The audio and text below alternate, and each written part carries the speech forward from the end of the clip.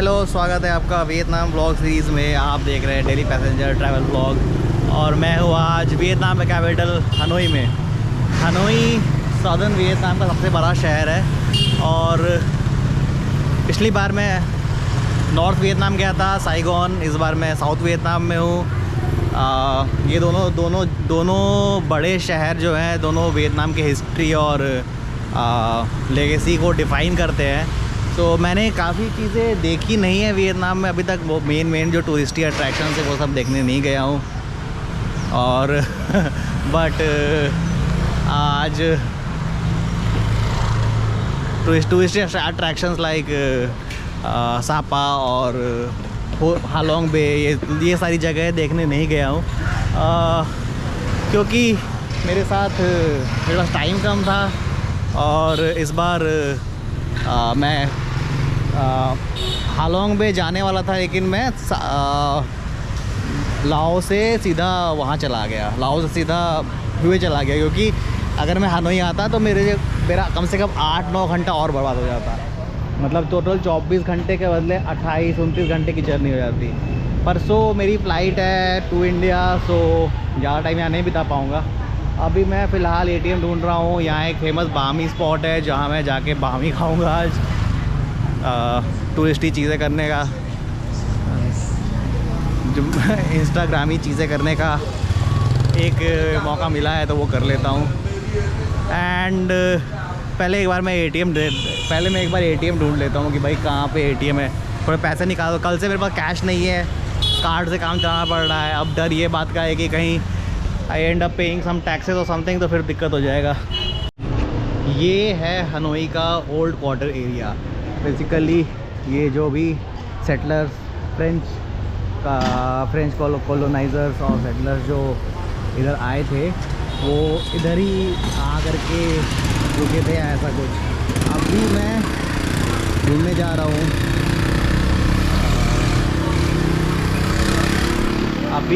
जा रहा हूँ यहाँ का एक फेमस बामी स्पॉट है वो। So need to figure out कि वो है कहाँ पे।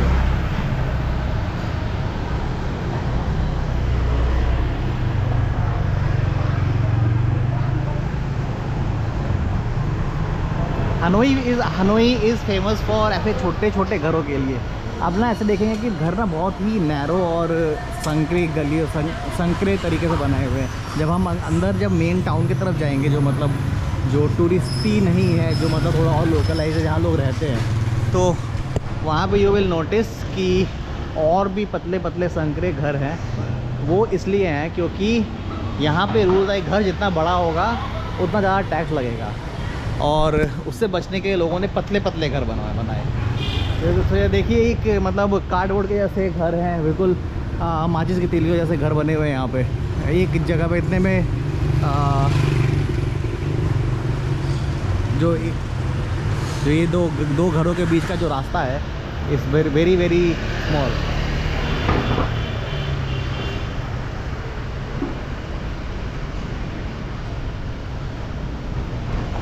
हनोई को सिटी ऑफ लेक्स भी कहा जाता है, जस्ट लाइक भोपाल। यहाँ पे बहुत सारे लेक्स हैं। एक लेक यहाँ पास में भी है, थोड़ा दूर पे भी है, 2-3 ऐसे 3-4 ऐसे फेमस लेक्स हैं, जस्ट लाइक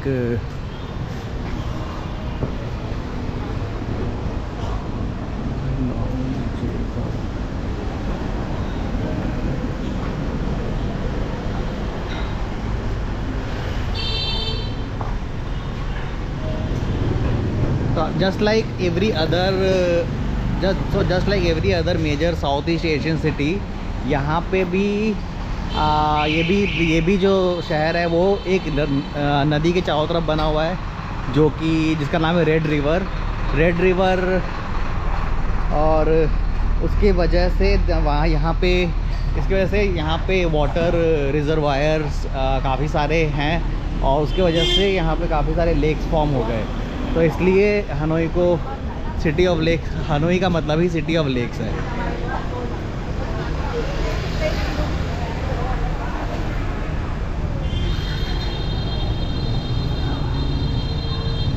में कहा जाता है कि 5 मिलियन से ज़्यादा मोटर बाइक्स हैं यहाँ पे।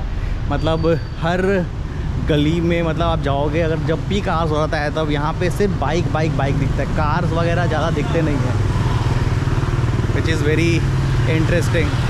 मैंने साइगॉन में देखा था, वहाँ पे भी ऑलमोस्ट 1 मिलियन बाइक्स, ऐसा कहा गया था कि there are 1 million bikes in Saigon. भी यहाँ पे उससे 5 गुना है। तो यू कैन इमेजिन कि यहाँ पे रोड्स का क्या हाल होता होगा। वहीं पे ड्राइव करने में इतना डर लगता था।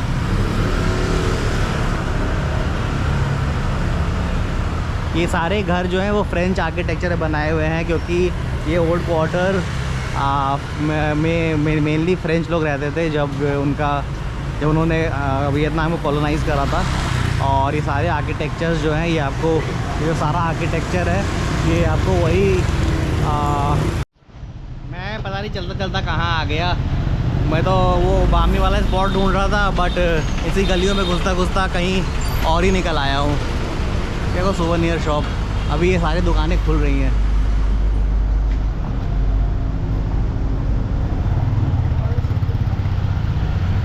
भाई मेरे को ना डर है कि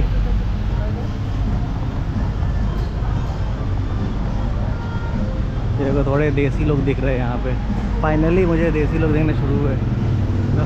लाओ और कंबोडिया में तो इंडियंस इतने कम थे। लाओ में, कंबोडिया में तो फिर भी थे इंडियंस, लाओ में तो एक भी नहीं। मुझे लगा कि मैं ही अकेला इंडियन घूम रहा हूँ वहाँ पे।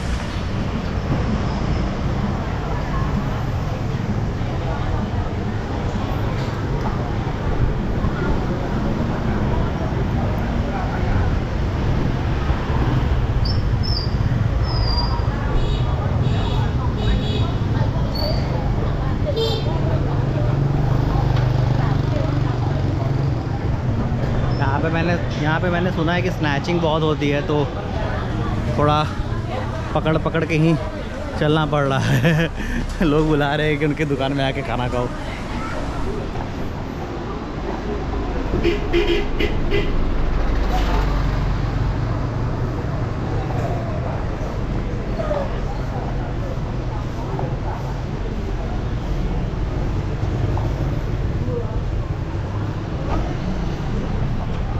मैं रुक तो गया हूँ हॉस्टल में, बट मेरे को लग रहा है कि वो हॉस्टल ज़्यादा ट्रैवलर टाइप्स नहीं है। वहाँ ज़्यादा मुझे लोकल लोग दिख रहे हैं। 1-2 अंग्रेज़ लोग आज चेकआउट करे गए। अब मेरे को लग रहा था कि कुछ लोकल लोग, कुछ टूरिस्ट लोग दिखेंगे, कुछ ट्रैवलर टाइप बैकपैकर्स दिखेंगे, तो उनके साथ मैं थोड़ा हैंग आउट करूँगा। बट अब लगता है कि मुझे भी यहाँ भी सोलो ही काम चलाना पड़ेगा। देखो भाई,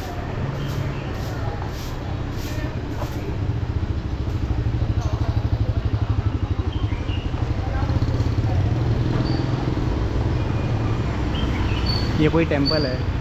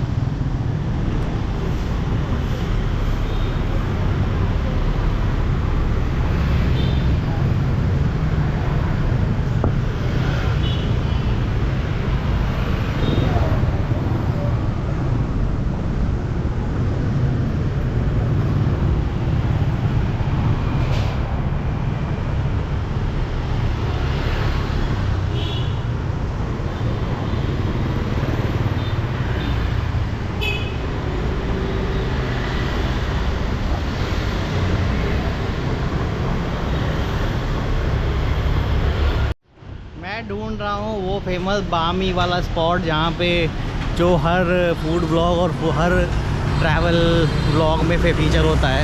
ऑल्दो इसके सामने एक मुझे बामी वाला दिख रहा है, बट उसका प्राइस जो है टूरिस्टी बामी से ऑलमोस्ट आधा है।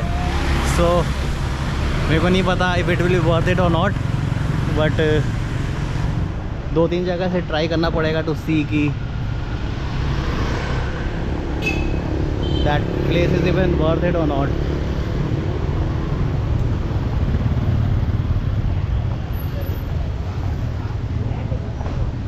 मतलब उस जगह का जो प्राइस है अपने यहाँ, हाँ ये रहा, दिस इज़ बामी 25, वन ऑफ द फेमस है ये। दो बामी 25 है, 3 बामी 25 है। वैसे ओरिजिनल कौन सा है भाई?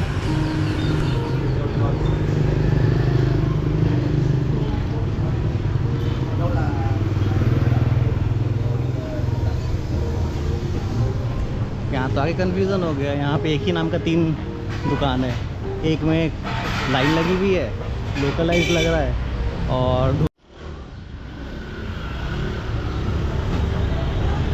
सोचो बामी खाने की इतनी लंबी लाइन, और हम दिल्ली में जो छोले भटूरे खाने के लिए जो लाइन लगाते हैं उनका मजाक उड़ाते हैं।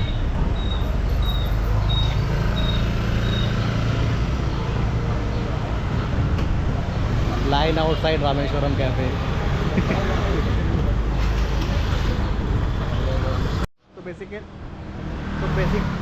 तो बेसिकली सिस्टम ये है कि यहाँ लाइन में लग के पहले नंबर कटवाना होता है, और उसके बाद नंबर कटने के बाद फिर उधर जाकर बैठ के खाना होता है। तो ये तीनों एक ही ब्रांच है, तीनों का 3 अलग अलग, एक जगह बैठने का है, एक जगह ऑर्डर करने का है। Please order over here, eat over there. Okay. Show the 80,000 of you. Thank you so much. Thank you. You're 500, right? Yes. 200. 400. And 20,000 now. Thank you so much. Okay.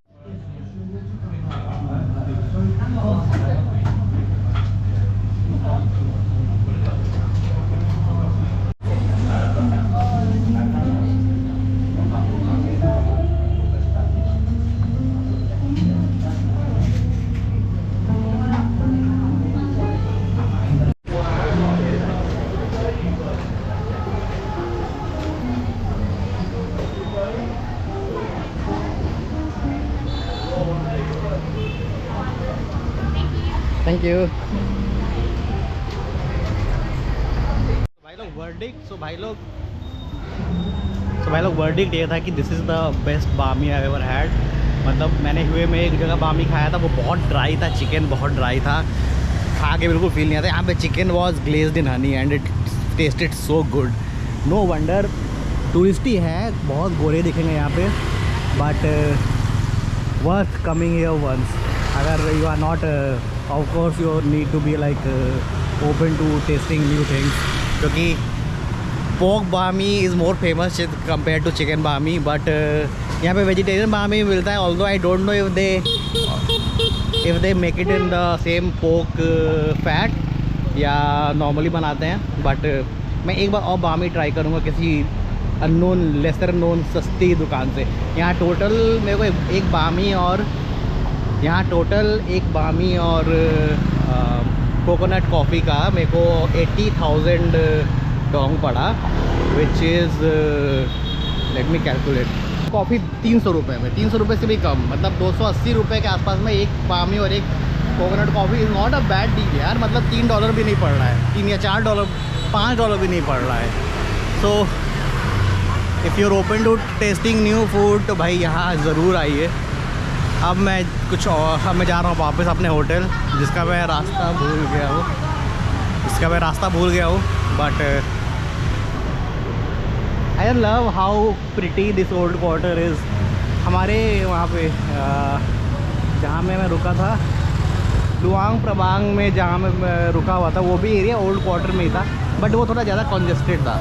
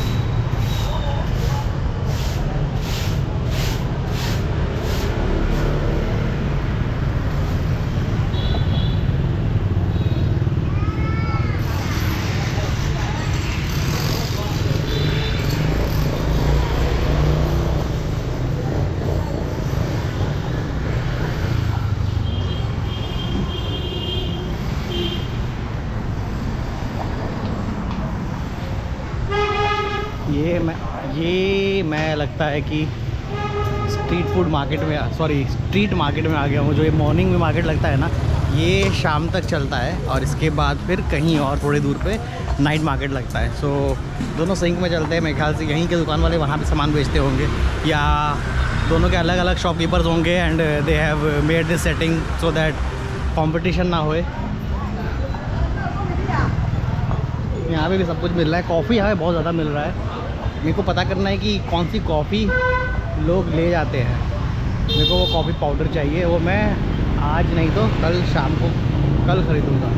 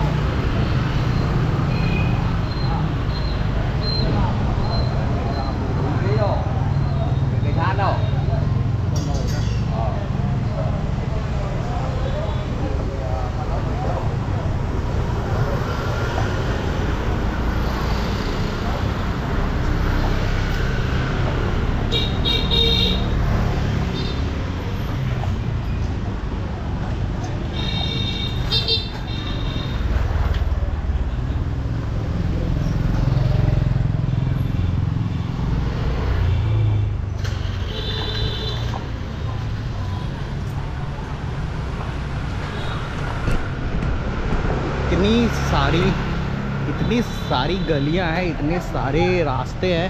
मतलब ऐसे तो ना कह रहा है, ये मैंने सुना है कि all the roads are interconnected, but फिर भी मैं काफ़ी ज़्यादा कंफ्यूज हूँ कि मेरे को जाना एक्चुअली कहाँ पे है। क्योंकि आई फील कि मेरा हॉस्टल आसपास में ही है, बट मैं फिर किसी गलत रास्ते में घुस गया। बट ठीक है, I will find my way like I always do.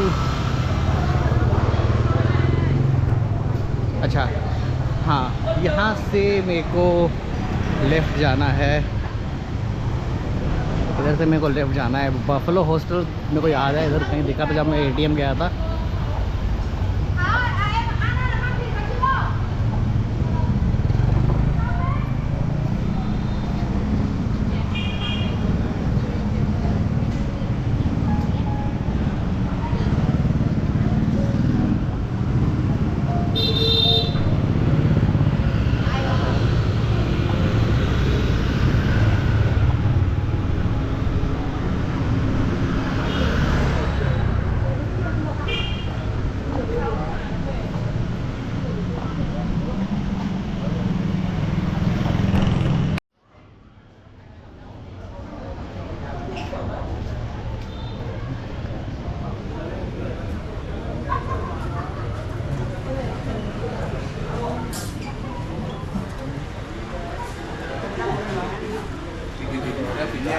Không đi lên trên đi.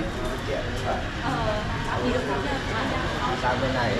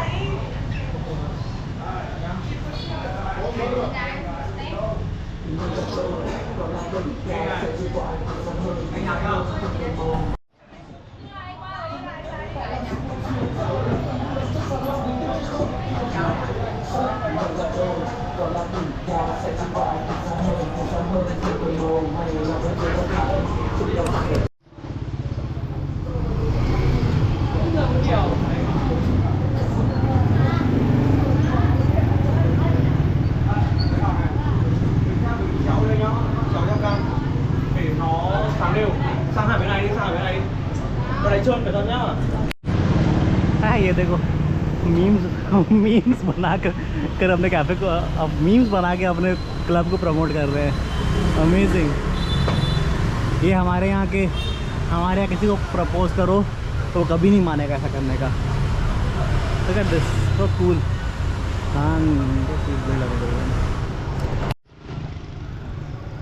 भाई यहाँ कुछ समझ भी नहीं आ रहा है, मतलब कहीं से भी गाड़ी आ रही, कहीं से भी कोई भी घुस रहा है। मतलब मैं तो लग रहा है एक बार मेरे को एक बाइक वाले ने ऑलमोस्ट मार दिया, और मेरे को अभी भी लग रहा है कोई कार वाला या कोई गाड़ी मेरे ऊपर चढ़ के चली जाएगी। मेरे को अपना होटल भी नहीं मिल रहा है। आई थिंक वो इधर ही आसपास में कहीं पे था। I am just need to figure out.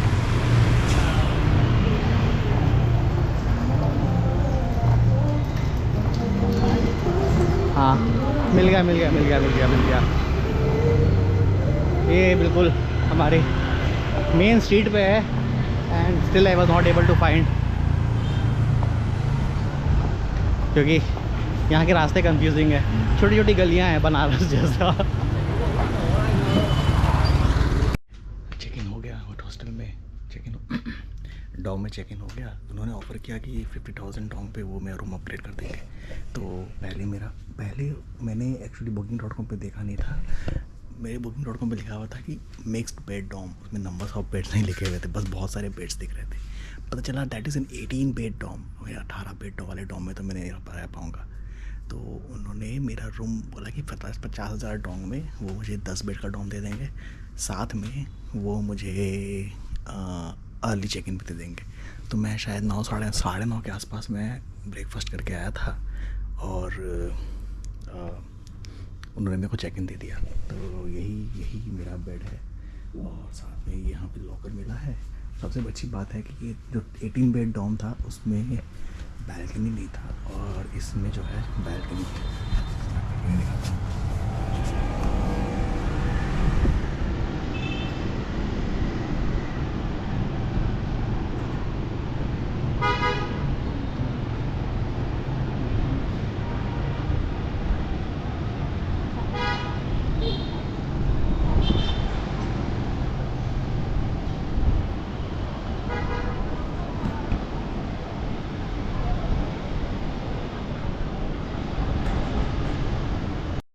बाद मैं बहुत मस्त सोया और अब मैं जाऊंगा नहा वहा करके I will go for lunch.